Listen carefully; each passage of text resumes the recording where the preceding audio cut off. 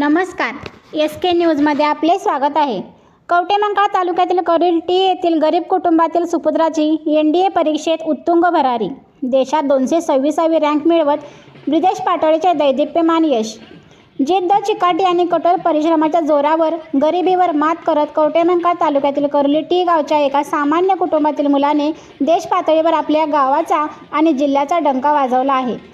ब्रिजेश संजय पाटोळे असे या गुणवंत विद्यार्थ्याचे नाव असून त्याची राष्ट्रीय संरक्षण प्रबोधिनीमध्ये निवड झाली आहे. देशातील लाखो विद्यार्थ्यांमधून ब्रिजेशने 226वी रँक मिळवून हे घवघवीत यश संपादन केले आहे. ब्रिजेशच्या या ऐतिहासिक यशाबद्दल संपूर्ण करोली गावात आनंदाचे वातावरण पसरले असून गावकऱ्यांच्या वतीने ब्रिजेशचा अभूतपूर्व सत्कार करण्यात आला.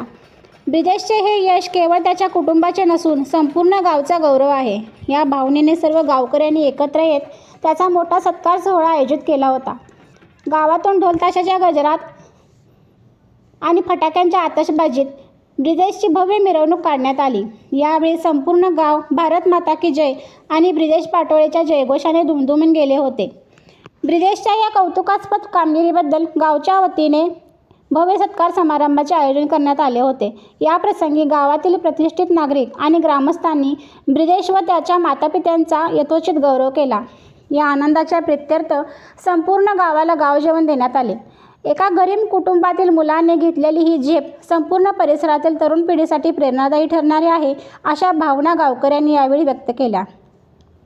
ब्रिजेशचे कुटुंब अत्यंत सर्वसामान्य व गरीब असून घरात आर्थिक अडचण असतानाही त्याने कधीही आपल्या ध्येयापासून पाय मागे घेतला नाही. अत्यंत प्रतिकूल परिस्थितीवर मात करत रात्रंदिवस अभ्यास करून त्याने देशातील अत्यंत कठीण मानल्या जाणाऱ्या NDA परीक्षेत पहिल्याच प्रयत्नात हे यश मिळवले. ब्रिजेश आता भारतीय सैन्यात अधिकारी बनून देशाची सेवा करण्यासाठी सज्ज झाला आहे. ब्रिजेशने गरिबीचे चटके सोसत मिळवलेले हे यश आम्हा सर्व गावकऱ्यांसाठी अभिमानास्पद आहे. त्याने करोली गावचे नाव संपूर्ण देशाच्या नकाशावर मोठे केले आहे.